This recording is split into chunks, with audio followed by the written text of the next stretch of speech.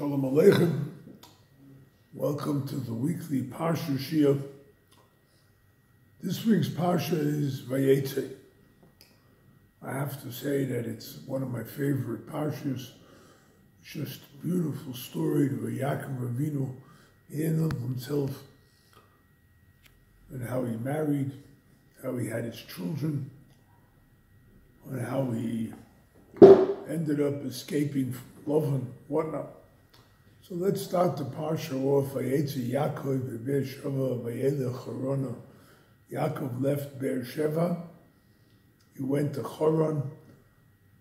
And when he got to Haran, the Medrash says that he realized that he passed the Beis HaMikdash area, the Har Moriah, where Avram sacrificed Yitzchak. He says, where Avram davened, Yitzchak davened, how can I pass a place that my parents davened and not daven? So he went back to Har Moriah. Rashi explains that the mountain saw his distress about what happened. So what he did was the mountain itself was uprooted from its place and it went to greet Yaakov. Amazing, right? But it just shows you that, and this is what it teaches us, you got to do your job. And sometimes we forget. Yaakov Avinu passed by the place. He didn't stop. But he realized that he's got to do it. It's the right thing to do. So what he did was he started going back.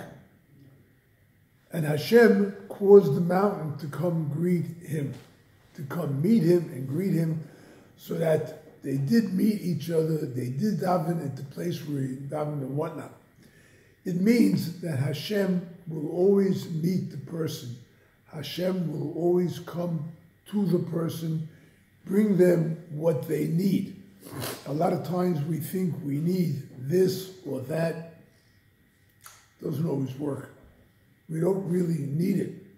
If we really need it, Hashem will provide and make sure that you have what you have. So always keep the faith up and rely on Hashem that if you need it, and I have exploited this that way. I say, Hashem, I would like this. I think it's a good thing for me to have. If you think so, help me get it. If you know it's not good for me, make sure that I don't get it. Right? I had once a case, a fellow out in the West Coast, he was in investments. There was a client who had a $45 million portfolio that was looking for someone to invest for him. And he was one of the people bidding for the contract. He says to me, how do I get the contract? I said to him, you daven, and you ask Hashem to help you. And you ask Hashem to let you have a good thing. Just think of the tzedakos you can give if you're handling such a contract.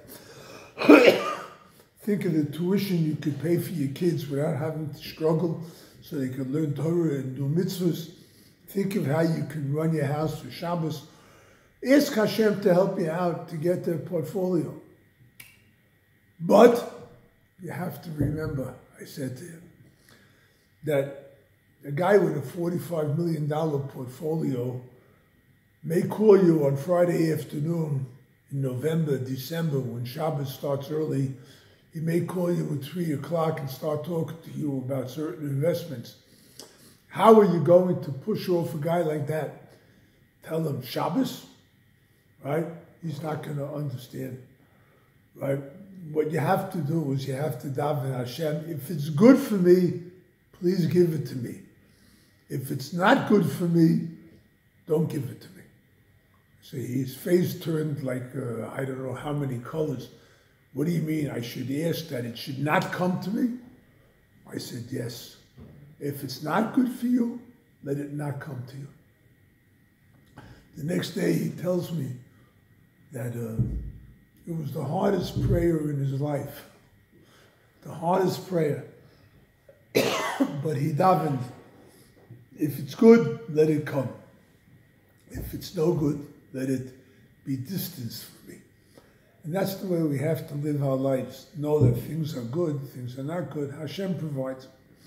So Yaakov Avinu was fortified. He had his dream. He saw the angels going up and down. And he went to the house of Lavan. Reb Nosson has an amazing shot on this. But he said Yaakov Raglav. Yaakov picked up his feet and he went to the place. And he found the shepherds were standing outside. And there was a well with a big stone on top of it. And he asked them, why are you standing here? It's too early to take the flocks back home. So they told him, we're waiting to take rid of this big stone that's on top of the well. And we need a few shepherds. It's very heavy. We need a few shepherds to do it. Okay. So Reb Nosson says, right, Yaakov Avinu came to them. He says, do you know of Lavan? Yeah, we know of Lavan. We're aware of him. Reb Nosson says, Pshat.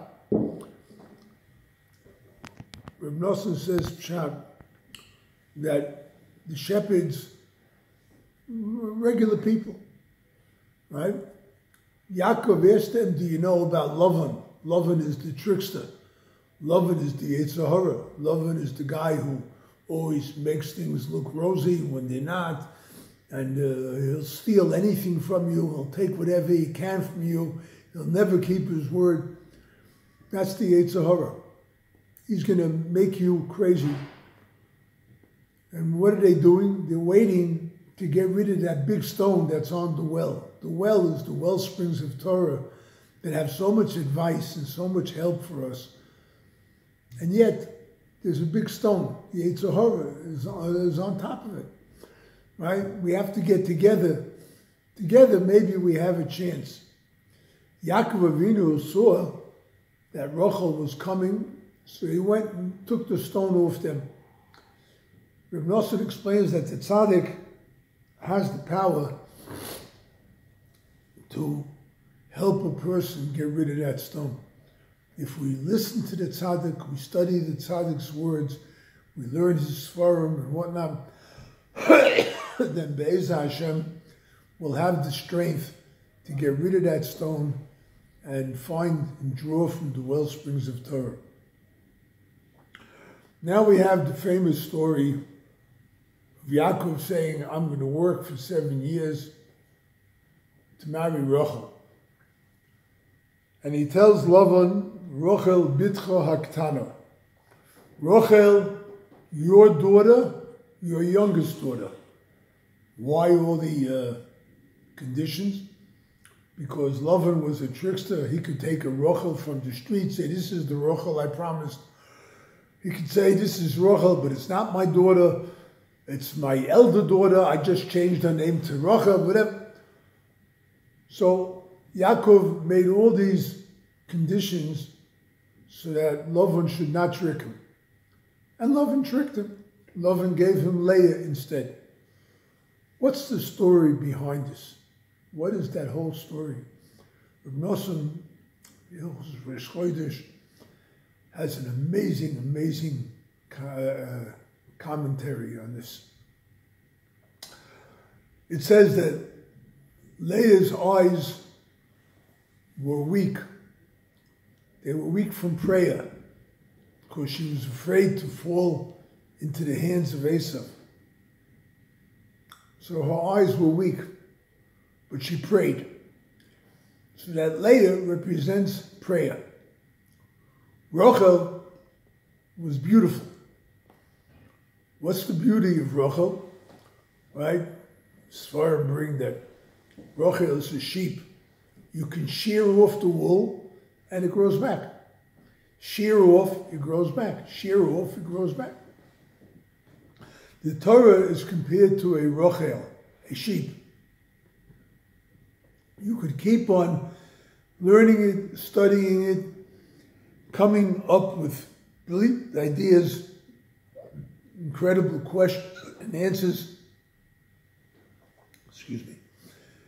And it'll keep coming back to you. There's more and more and more of Torah that you could always draw upon. Yaakov knew that he was destined to marry both sisters. But he wanted to work with Rachel first. He wanted to take the Torah, the oral Torah. Yaakov represents the written Torah. Rachel represents the oral Torah. And Malchus. And you had to get Rachel, you had to get the Limud Torah, the study of Torah first, in order to understand what prayer is all about.